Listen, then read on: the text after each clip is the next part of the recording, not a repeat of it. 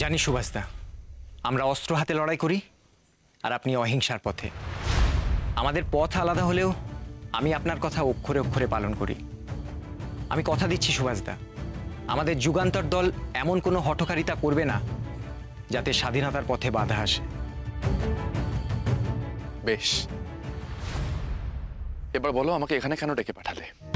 আরো সাহায্য চাই? আপনার সাহায্য দিয়ে তো চলছে দাদা। দাদা আমি চাই আপনি আমাদের গোপন ডেরায় আসুন, আমাদের কাজ দেখুন। তোমাদের ডেরায় আমি? জানি দাদা, এতে আপনার বিপদ বাড়বে, তবুও বলবো। বিপদকে আমি ভয় করি না গোপীনাথ। আমি শুধু ভাবছি তোমাদের ডেরায় গিয়ে আমি কি করব। আমি তো অস্ত্রের পক্ষে কিছু বলতে পারবো না। দেশের পক্ষে তো বলতে পারবেন, স্বাধীনতার পক্ষে তো বলতে পারবেন, সেটাই যথেষ্ট। দাদা, আপনাকে সামনে থেকে দেখতে পেলে আমাদের ছেলেমেয়েরা মনে বল পাবে, যেটা ব্রিটিশদের বিরুদ্ধে লড়াই করার জন্য খুব প্রয়োজন। বেশ, আমি যাওয়াতে কেউ যদি ভরসা পায় তাহলে আমি নিশ্চয়ই যাব, কথা বলবো সকলের সাথে। আচ্ছা গোপীনাথ, এবার বলো তোমাদের এই ডেরাটা কোথায়?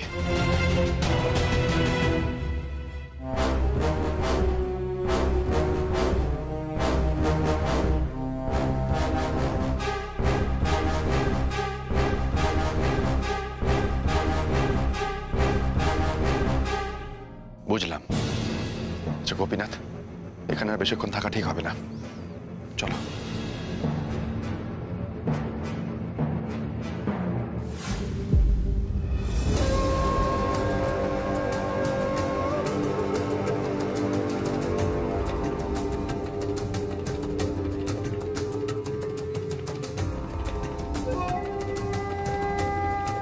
প্রতাপবাবুকে নিয়ে এক্ষুনি যুগান্তরের গোপন ডেরাতে পৌঁছতেই হবে।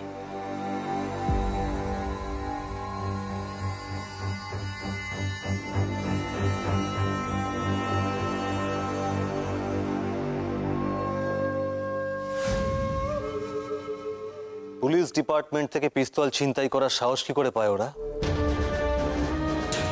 আপনার পিস্তল যখন ছিনতাই হলো সেখানে কতজন স্বদেশী ছিল? কারোর মুখ দেখেছেন? Speak out! স্যার, ওরা মোট 3 জন ছিল। প্রত্যেকের মুখ ঢাকা ছিল বলে কারোর মুখ দেখতে পাইনি। তবে স্যার, ওদের প্রত্যেকের কাছে পিস্তল ছিল। ওরা আমার দিকে পিস্তল তাক করে আমার পিস্তলটা নিয়ে পালিয়ে গেছে। স্যার, স্যার এখন নয়, পরে যাও। নিকলো, তুমি যা বলার তাড়াতাড়ি বলো। স্যার, স্যার সুভাষবাবু গোপীনাথের সাথে যুগান্তরের গোপন ডেরায় গেছে স্যার। ওখানে ছেলে মেয়েদের গুলি চালানোর প্রশিক্ষণ চলছে। স্যার, কল্যাণী নামে একজন মেয়ে ওখানে নতুন একটা পিস্তল নিয়ে যাবে। সাথে সাথে আরো 2-3 জন থাকলেও থাকতে পারে স্যার। আপনি চলুন স্যার, সুভাষবাবুকে অস্ত্র হাতে আপনি ধরতে পারবেন স্যার। রামদেও! জি স্যার। ইমিডিয়েট ফোর্স রেডি করো। জি স্যার। বলো আমার অর্ডার। জি স্যার। যাও। জি স্যার। আপনি যান।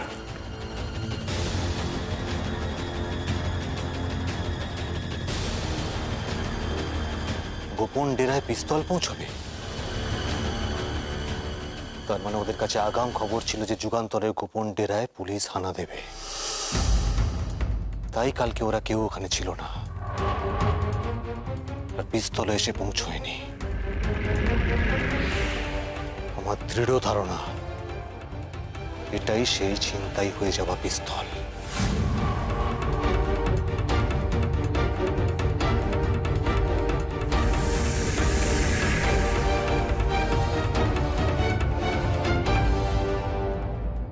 ডেকে পাঠিয়েছেন?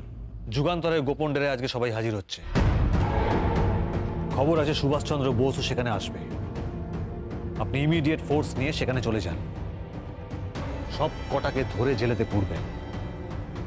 আমাকে জরুরি মিটিংয়ে টেকাট সাহেবের কাছে যেতে হচ্ছে।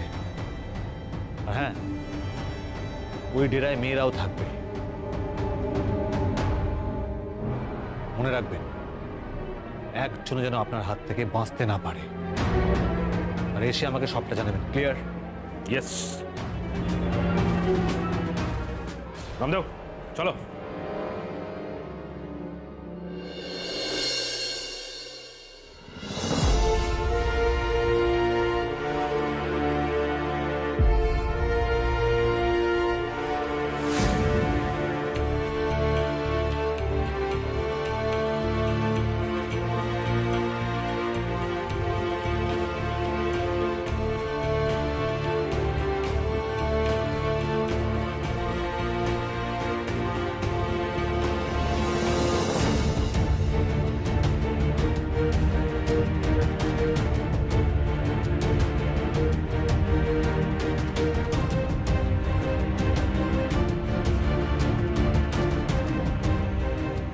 আমাদের হাতে পিস্তল থাকলে ব্রিটিশের হাঁটু কাঁপে, আমাদের হাত না।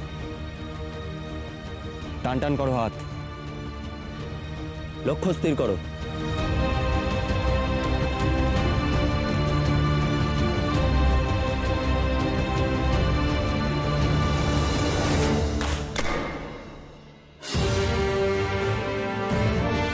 বাহ, মনে রাখবে লক্ষ্যভেদী হতে হবে।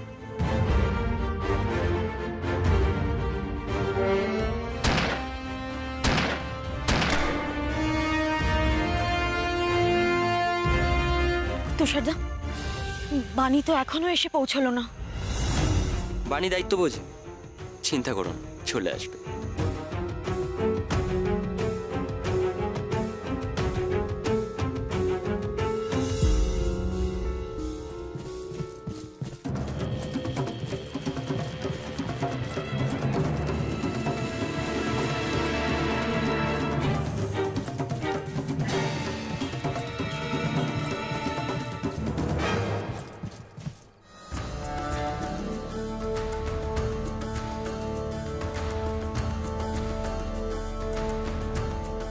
না,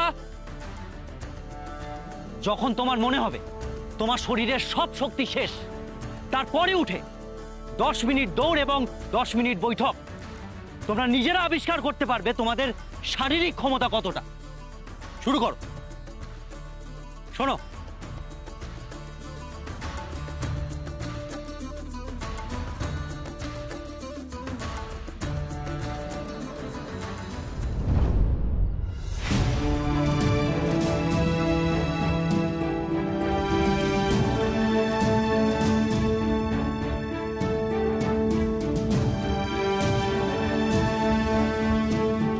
শরীর চর্চা করা তো খুব দরকার গোপীনাথ, খুব ভালো। নিজেদের মেরুদণ্ড শক্ত হলে তবেই তো আমরা দেশের মেরুদণ্ড শক্ত করতে পারবো। লোহার মতো শক্ত হতে হবে আমাদের। এই আমাদের রোজকার অভ্যাস সুভাষদা। এই শ্যামাপদদা, আজ ছেলেদের একটু বিশ্রাম দাও, দেখো কে এসেছে।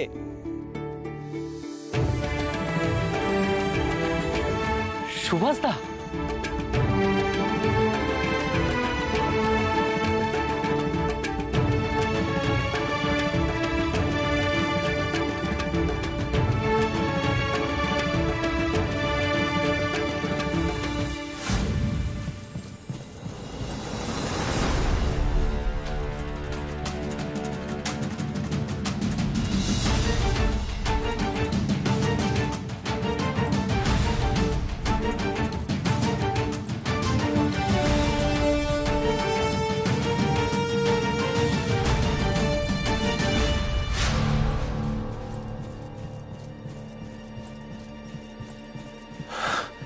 এখান থেকে আর কত দূর?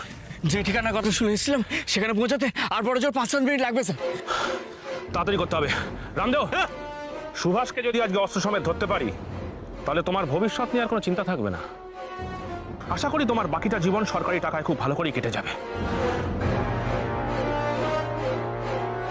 भविष्य लेके कैसे ना सोचूं सर, क्योंकि अगर वो सुभाष बाबू फिर से जेल में आ गए मेरा नींद तो उड़ाकर ही छोड़ेंगे। স্যার স্যার তাড়াতাড়ি চলুন, স্যার তাড়াতাড়ি চলুন। ওকে, ফাস্ট।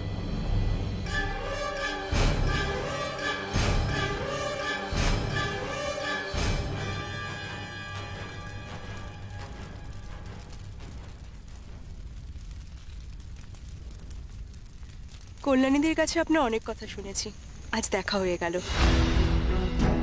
মাস্টারমশাই কেমন আছেন কল্যাণী? বাবা ভালো আছে। আপনার চিঠি পেলে খুব খুশি হন। বাবা তো আপনাকে নিয়ে খুব গর্ব করেন। সুভাষ, নিজের দেশ, দেশের মানুষ, তাদের ভাষা সবাইকে চিনতে হবে, জানতে হবে, বুঝতে হবে। সত্যি মাস্টারমশাই তো আমার জীবনটা গড়ে দিলেন। চারপাশটা দেখতে শেখালেন, চিনতে শেখালেন। হ্যাঁ, আর সেই সব শুনেই এবং সাহেবদের সাথে আপনার সব কাণ্ড ঘটার পর থেকেই এরা সকলে উদ্গ্রীব হয়ে আছে আপনার সাথে একবার দেখা করার জন্য। আমি তেমন কেউ নই, তোমাদের মতোই একজন। যারা স্বাধীন দেশ দেখতে চায় তাদের মধ্যেই একজন আমি। তোমাদের যেমন দেশের জন্য মন কাঁদে, তেমন আমাদেরও কাঁদে।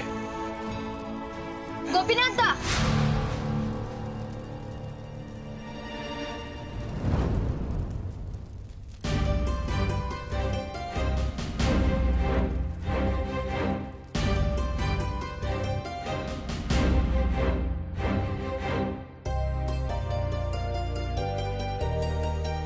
আপনি এখানে?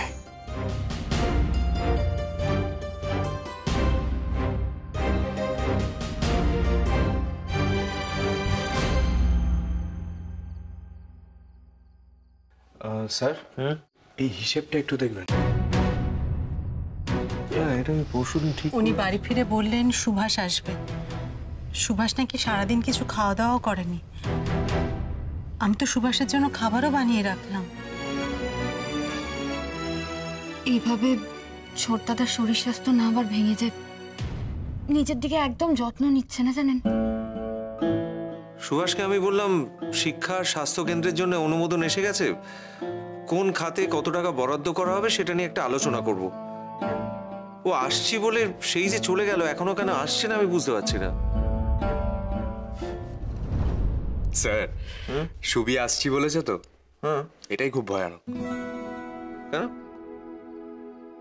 দেখলেন 3-4 দিন বাদে এলো। বলো কি? এই যে আপনি বললেন ও এসে খাবে। এই নিয়ে ঘাবড়াবেন না কাকিমা, এমন বহুবার হয়েছে। খাবার বেড়ে উঠিয়ে রাখতে হয়েছে। আর এই অভ্যেস আজ থেকে নয়, ছোটবেলা থেকে। দেখতাম তো মা ভাত বেড়ে রাখতো, ছবি ফিরতই না। কখনো বিবার কাছ থেকে শুনে নেবে।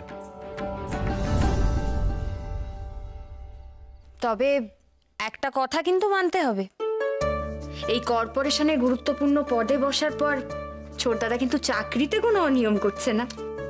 ওহো, আমি তো ভুলেই গিয়েছিলাম। তোমার সামনে তো আবার সুবীর নামে কিছু বলা যাবে না।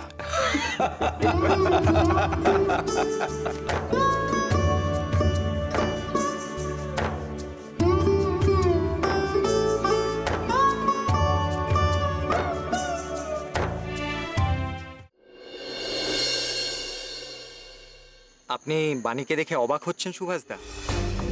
বাণী তো কাল পুলিশের হাত থেকে আমাদেরকে বাঁচিয়েছে। না হলে তো অস্ত্রসহ ধরা পড়ে যেতাম।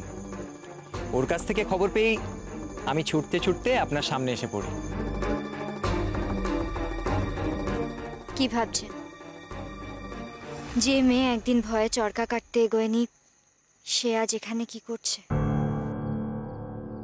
আপনি জানেন এখানে কি হয়? এই জায়গাটা আপনার জন্য কতটা বিপজ্জনক? দেখার চোখ তো আপনিই খুলে দিয়েছেন। আর যদি বিপদের কথা বলেন, আমার বিপদ আপনাদের সবার থেকে অনেক কম।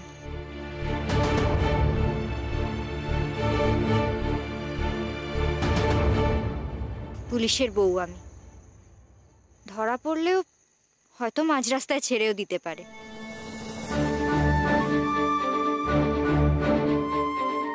পুলিশের পরিবারে বিয়ে যখন হয়েছে, দেশের জন্য এইটুকু সুবিধা তো নিতেই পারি। গোপীনাথ দা, কল্যাণী আর কল্পনার সাথে আলাদা করে দেখা করা সম্ভব হয়নি। আমি আর কল্পনা তো সকাল থেকে বিকেল পর্যন্ত তোমার কলেজের সামনে অপেক্ষা করে করে চলে এসেছি। আমি আজ কলেজে যেতে পারিনি। পিস্তলটা নিরাপদে সঠিক জায়গায় পৌঁছে গেছে, সেটাই তো বড় কথা, তাই না? পিস্তল?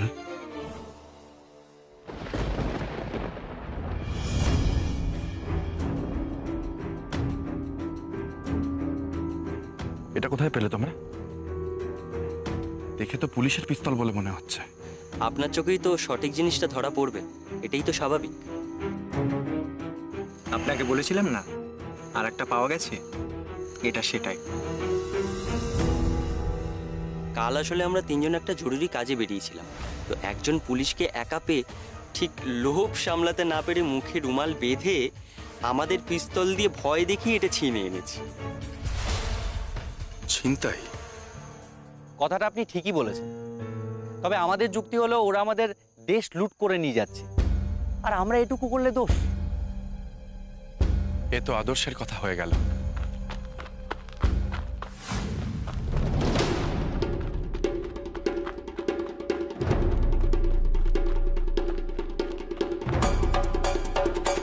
কেউ এদিকে ছুটে আসছে। ওরা আমাদেরই লোক, এরার বাইরে পাহারায় থাকে। পুলিশ পুলিশ পুলিশ পুলিশ আসছে এদিকে। পুলিশ?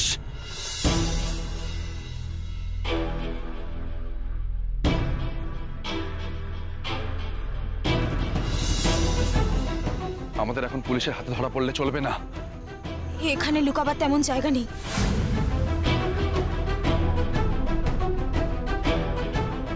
কোথায় পালাবো সুভাষদা?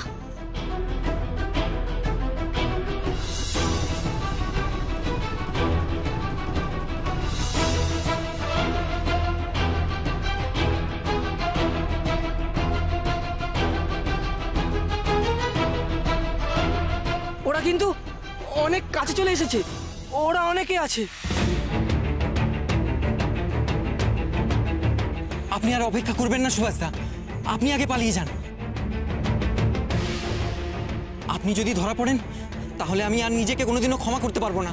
আমাদের আদর্শ হয়তো মেলে না গোপীনাথ, কিন্তু লক্ষ্য তো মেলে। আমি তোমাদের ছেড়ে কোথাও যেতে পারবো না। তবে আপনিই বলে দিন আমরা কি করব। শোনো, খোলা জায়গায় পুলিশের সাথে পালিয়ে পার পাওয়া যাবে না। ওরা তাহলে গুলি ছুড়বে। পিস্তল তো আমাদের হাতেও আছে। এখন পুলিশের সাথে সংঘাতে যাওয়ার সময় নয় তুষার। কেন বলছি পরে বুঝিয়ে বলবো। তাহলে আমরা পালাবো কিভাবে? আগের দিন উনি প্রশিক্ষণ কেন্দ্রে হানা দিয়েছিলেন, পুলিশের সেই দলটাই নিশ্চয়ই এখানেও আসছে। আমার মুখ দেখতে পেলে তো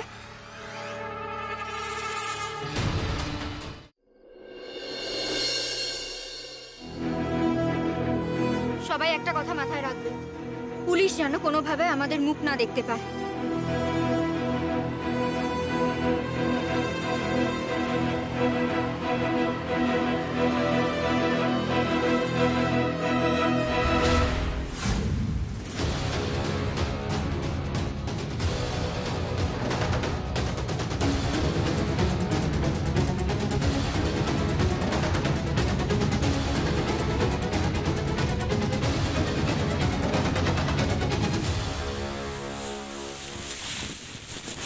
সরে যাও, সরে যাও, সরে যাও। কি করছেন সুভাষদা? সুভাষদা পর বিছুচ্ছেন কেন?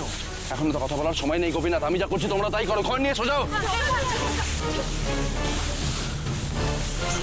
মশাগুলো নেভানোর ব্যবস্থা করো তাড়াতাড়ি।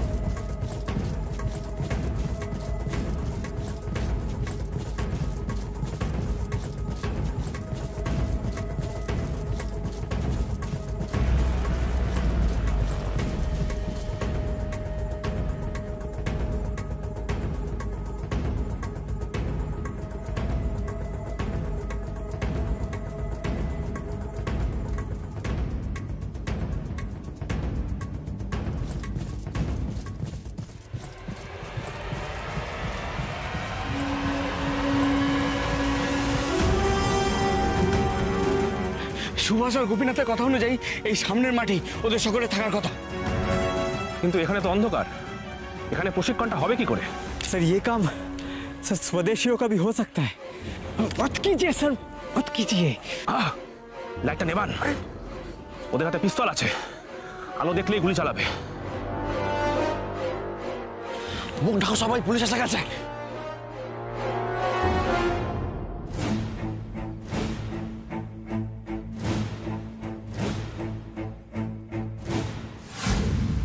সভাপতি দেশলাই দাও, দেশলাই দাও, সবাই খড় তোলো।